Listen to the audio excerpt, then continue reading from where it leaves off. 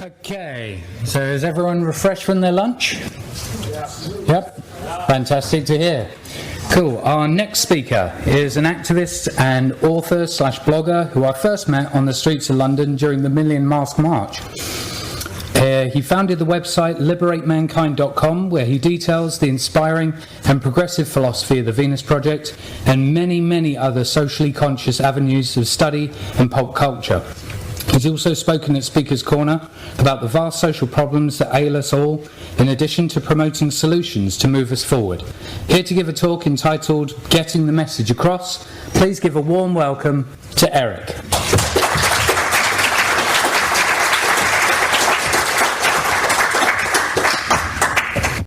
Hey, good afternoon, everyone. Thanks very much for coming.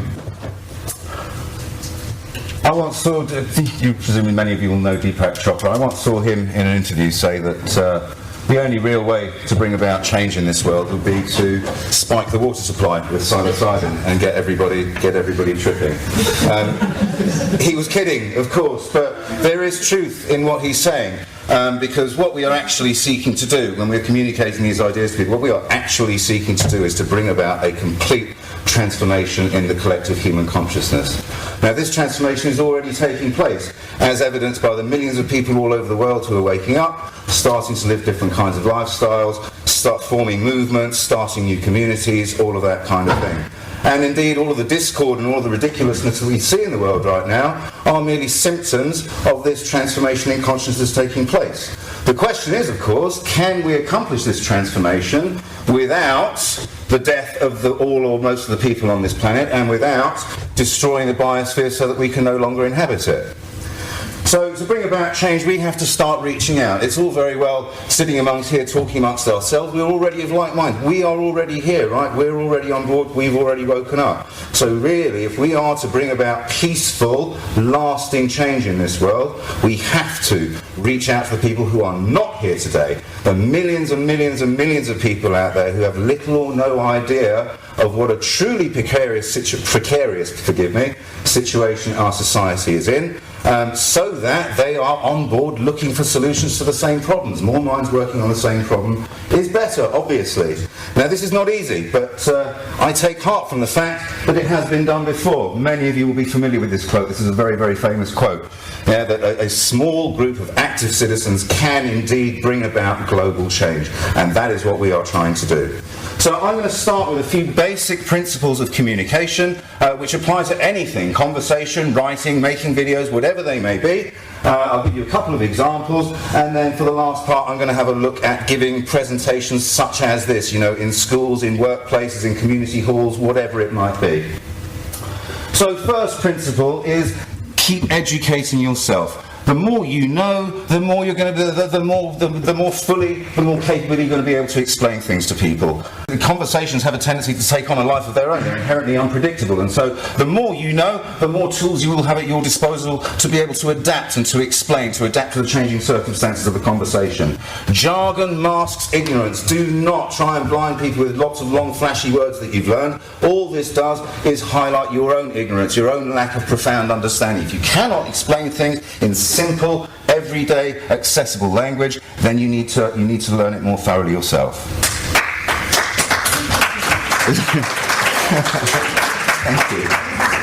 Thank you very much. I appreciate that. Second principle is to go one step at a time. If you just jump in and start saying to people, our entire system is a scam, you've been enslaved by a system that doesn't give a shit about you, your labour is stolen, you're forced to obey rules by a coercive system that has a monopoly on force, you're brainwashed by propaganda and advertising and media, wars are started for profit, our educational system deliberately dumbs us down, that tens of millions of people every year are killed through various forms of structural violence, that decisions are made, purely based on the needs of the 1% and with the needs of everyday people on the planet itself completely different. You start doing that, you're going to get one of two results.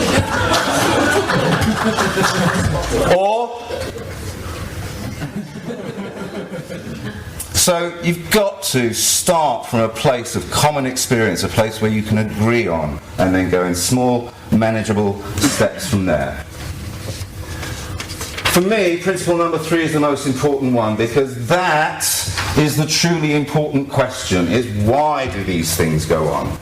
People have to come to these understandings on their own. You can get them started on the road, but ultimately you have to get to a place where they are asking their own questions. They're trying to come to these conclusions on their own. At the moment, people simply don't ask themselves the right kinds of questions. They're not equipped to do so at school, and they are not given right information by our information sources in order to ask themselves the right kinds of questions. So it's up to us to build those bridges from their common ground, from things that we can all agree on, from everyday's common experience, everybody's common knowledge of things which are wrong with the world. Go from there, and then lead them to some of the more extreme things, some of the more radical ideas that we need them to talk about, we need them to understand. You can use various forms of media to start discussion. This is what I like to do when I'm sitting with someone, with a friend or an acquaintance, or I'm with a group of people that I maybe don't know particularly well. I like to start with an article or a video or something like, or maybe a song, something like that. So there are various forms of media available to us now. As was mentioned in the introduction, I myself write a blog. There's books, there's leaflets, there's slogans. This is my blog, liberatemankind.com. There's visual forms of communication. I'm going to show you one of my favourite little videos in just a second. And then there's spoken communication. What I'm focusing on today is these things in red here down at the bottom.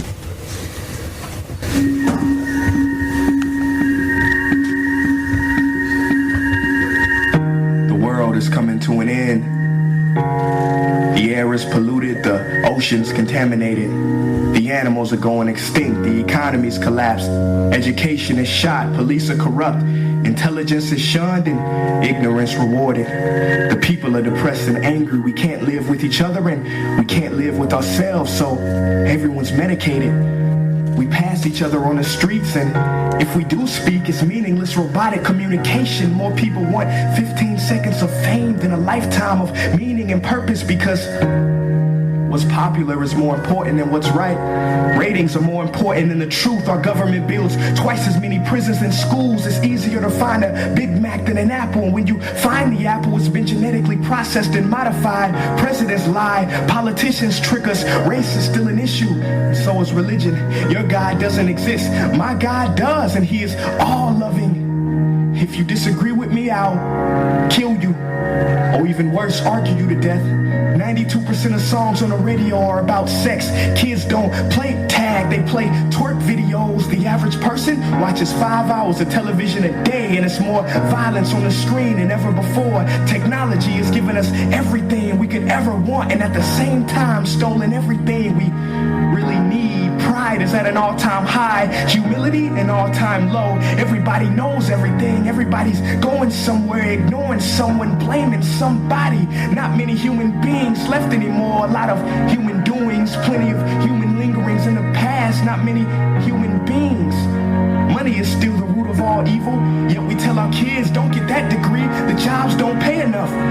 Good deeds are only done when there's a profit margin. Videos of the misfortunes of others go viral. We laugh and share them with our friends to laugh with us. Our role models today, 60 years ago, would have been examples of what not to be.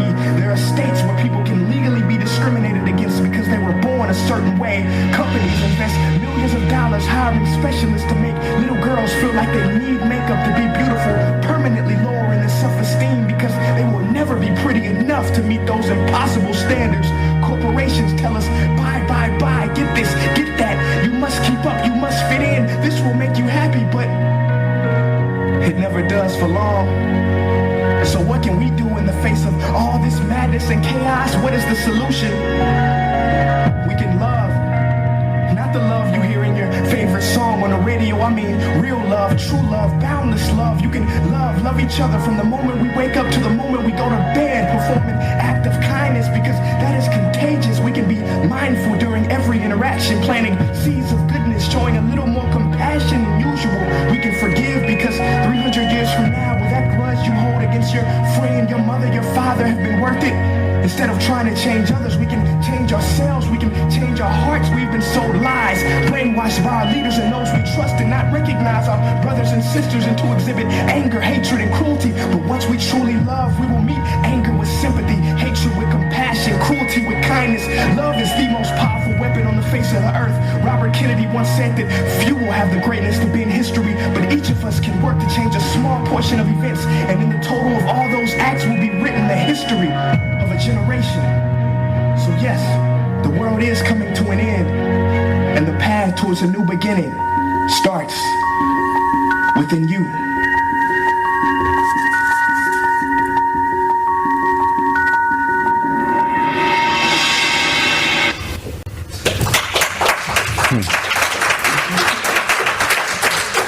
Yeah, so I was talking about building bridges from... I was slightly dubious about playing that because it makes me cry more often than not when I watch that. I was talking about building bridges from everyday common experience and then taking them to slightly more extreme, slightly more radical places. I'd just like to go through a few possible examples of that. So he mentioned in their education, he does another video, Prince EA, by the way, his name is. He's done quite a few videos, they're really good. He does another one where he takes the educational system, he puts the educational system on trial. And that's one of the areas I think where we can really get people to question why are things as they are. You know, everybody knows that very, very highly prescriptive curricula, constant testing, league tables, all of this kind of thing is no way to run an educational system. So why then is our educational system exactly the same as it was 150 years ago? Why has it not been reformed in light of a changing modern world? You know, perhaps, maybe, the idea of our education system is indeed to deliberately stifle imagination and creativity in our young people, to get them to obey authority without question, and to do what their bosses tell them for the rest of their lives. Perhaps that's the real reason behind an education system. Everybody knows that the Iraq War was fought... Thank you very much, I appreciate it. Everybody knows that the Iraq War was entered into under false pretences with malice aforethought, and that it was started for no reason other than economic and political gain. And Tony Blair lied to Parliament, lied to the public. The Labour government at the time set up a sham inquiry in the form of the Hutton Report to exonerate itself, and he is a smug bastard, no two ways about it. Also, education. That's what he said. Education. Indoctrination. Sorry, what are you saying? Go on, say again. No. You said education. Then you said something after that. No, I'm just saying that. He was just saying education. Yeah. He was that guy. I mean, listen, it wasn't all bad, that Labour government, right? They did spend a lot more money on some of the things which we actually need in society, but nevertheless, he is a smug bastard. Also, the Iraq War, the fact that essentially a false story was created in order to take us to war. You know, you can get people to look at other wars. How were those entered into? The sinking of the Lusitania, the attack on Pearl Harbor, the USS Maine bombing was used to start a war with Spain. That's going back a couple of hundred years now. The Gulf of Tonkin incident that was used to start the war on Pearl Harbor. 9/11, which started the war in Iraq and Afghanistan. You know, all of these things were lies told by government, usually the US government, to the public in order to start war. Why? That's the question, right? We all know why, but you have to get people out there asking these kinds of questions of themselves. Right, divide and conquer. We all know that divide and conquer has been used to rule empires for centuries. You divide the population, you set them against themselves, you create false divisions in their society, and then they squabble amongst themselves rather than unite to overthrow their oppressors. So, get people to see how, in today's world, religious and political affiliations, how states and ethnicities, how even which bloody football team you support are used to divide us, set us against each other, keep us arguing, keep us squabbling, prevent unity. Get people to think about how every single issue in our society, every single political issue, every single debate is a confrontational one. Yeah, you have this. Oh, sorry, I'm out of camera range, aren't I? You have this combative kind of way of solving any problems, rather than starting on common ground and then seeing what we can agree on. We start with these adversarial conditions. We have one camp set against another camp. One ends up winning, one ends up losing. One ends up being right, one ends up being wrong. You know, our whole system of organisation operates on this principle. We all know that we live in an entirely wasteful and wholly unsustainable way.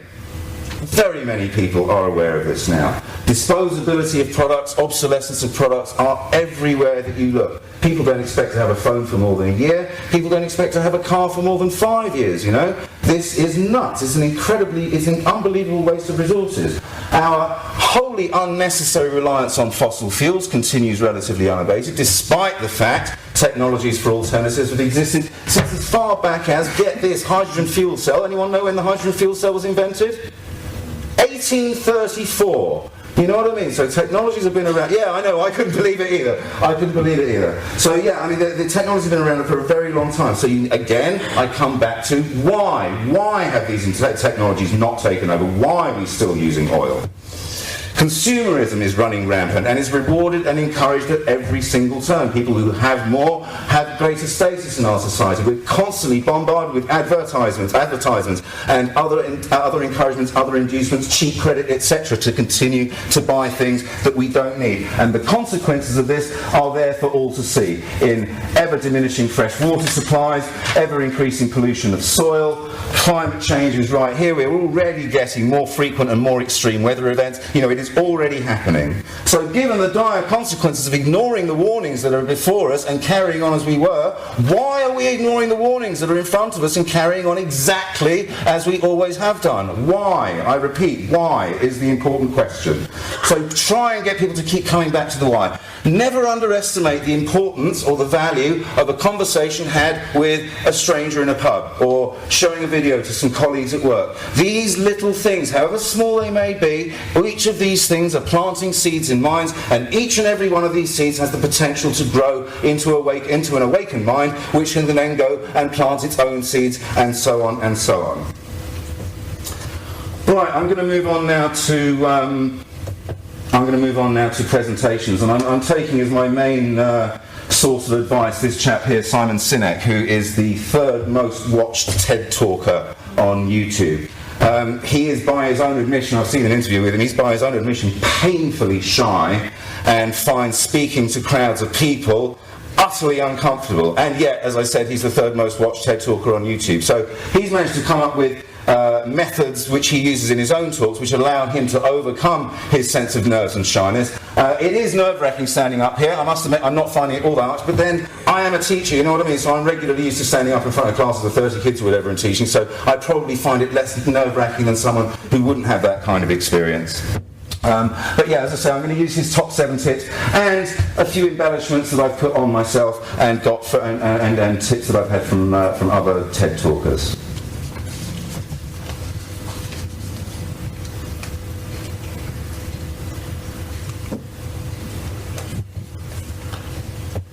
So, tip number 1, don't talk straight away. When you come up on stage, get to your podium, put your notes down, survey the room, take a breath. The audience will get from this the sense that you don't feel the need to rush, and this lends you an air of assuredness and certainty in what you're doing. I've just done the second one on here, the 10-second pause, and I have to say it was agonising. I don't think I did as long as 10 seconds. It feels unnaturally long. The idea behind the 10-second pause is that if you use that once, maybe twice, in the body of your talk, what it does is it regathers the attention of the room before you move on to a new theme or a new section, something like that. I can't remember what the name of the person was that offered this piece of advice. What they were saying was that even people who've lost their attention and are sitting there texting on their phone, a pause that long will make them look up. Hey, what's going on? Will make them look up, and you regather the attention of even those that you might have lost. Tip number 2, and I think this is the most important one, is be there to give and not to take. And so there are various ways that you can do this. A taker is someone that the audience perceives as being there to sell them something or recruit them to something or trying to convince them of something, right? This is what a taker is. A giver doesn't do that. A giver inspires trust in their audience, and therefore the audience rewards them willingly with their attention, right? So you need to try and be a giver. There are various ways of accomplishing this. First one is to open up. Be emotionally available to them. You know, tell them things about you. Be personal with them. Give them a, wow, really? That kind of thing. You know, if you can give them a moment like that, a fact or a story that they might never have heard before, which has an impact on them. Next thing is questions. If you are lucky enough to get a question from your audience, treat it as a blessing. If you get a question, what it means is they're paying attention and they're interested in what you're saying, right? So do not ignore questions. Ideally, repeat them for the rest of the room in case everybody hasn't heard it. Deal with it straight away if you can. If you're going to come onto it, if you're going to come onto the content of the question shortly, then, do you know what? I'm going to get to that in just a minute. If you wouldn't mind waiting 2 minutes, I'm going to cover exactly that, right? So you're not... But if you fob off the question, or if you, even worse, ignore it altogether, you are likely to alienate certainly that person and quite possibly the rest of your audience at the same time. If it means you have to rejig your order a little bit in your presentation, then so be it. You should be well enough prepared that you can make those kinds of adjustments on your feet. Next one is don't overrun. Remember, the audience has given you their time, right? This is another gift. This is a blessing from them, so don't abuse it.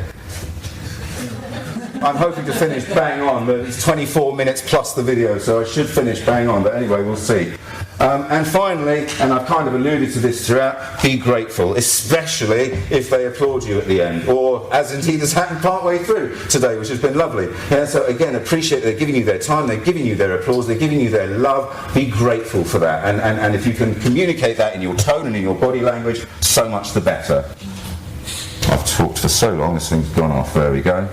Right, next one, eye contact. Every single person I've seen says scan and pan is bad. Just looking randomly around the room, not stopping on any particular person, is bad. Actually, it disconnects you. It looks like you're trying to connect with the audience, but actually it disconnects you. And so, the best way is to go around the room and make individual eye contact with somebody, move on to somebody else, and so on around the room. Finish a sentence with one person, and then move on to another one. This creates intimacy between you and your audience, and your talk will have a more conversational feel. Rather than a lecture, it will feel a little bit more like a conversation, albeit a somewhat one-sided one. Tip number 4, I'm somewhat guilty of not doing this. I talk very quickly in my natural state anyway, and so I have to deliberately slow myself down. This is me talking slowly, believe it or not. If you're nervous, you will tend to rush, and so you need to make deliberate efforts to pause at the end of each sentence, even in the middle of a sentence. You really can't go too slowly. Remember, your audience wants you to succeed. They don't want to sit there feeling awkward that you're not succeeding. They want you to succeed, and so they will hang on your every word.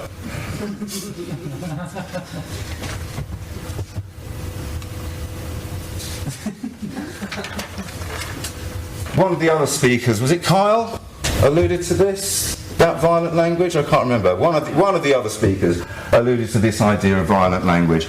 And yeah, this is a very important one. This is another one that I tend to be guilty of. I use phrases like raping the planet and enslaving mankind and mass murder and stuff like that. And, this is very dramatic, and writing, it's fine. You can make a point and you can make it strongly, and it can be quite dramatic and quite fun to read. But if you use this kind of language in conversation with people, it kind of constitutes a form of verbal assault from which people feel they need to protect themselves, right? And so now the content of what you're saying is not getting in because of the way you're saying it, right?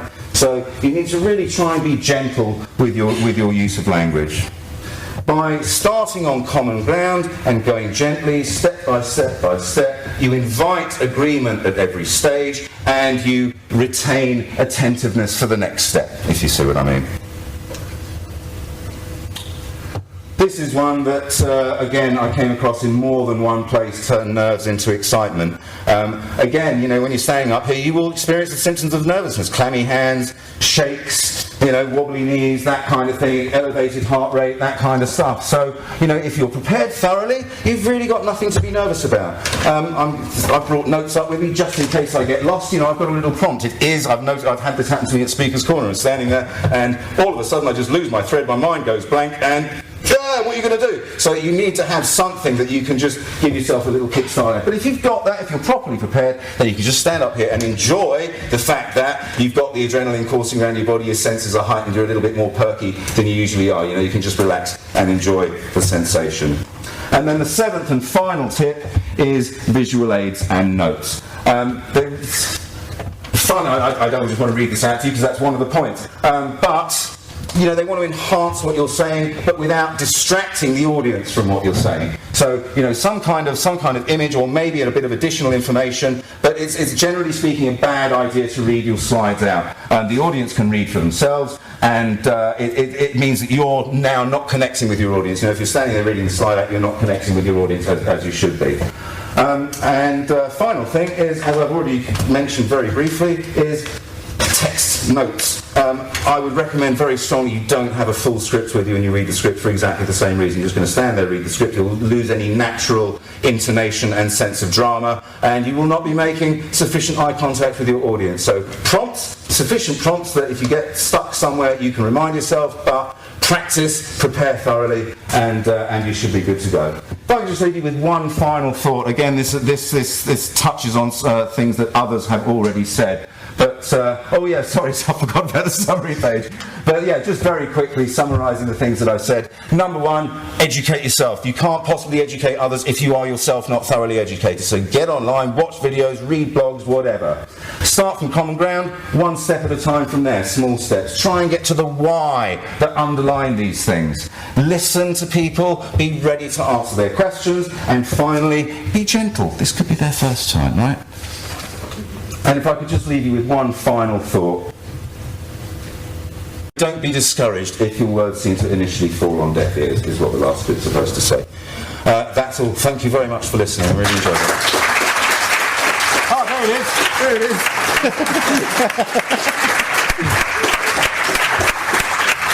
Thank you. Thank you. Keep the applause going, come on. Thank you very much, Erik.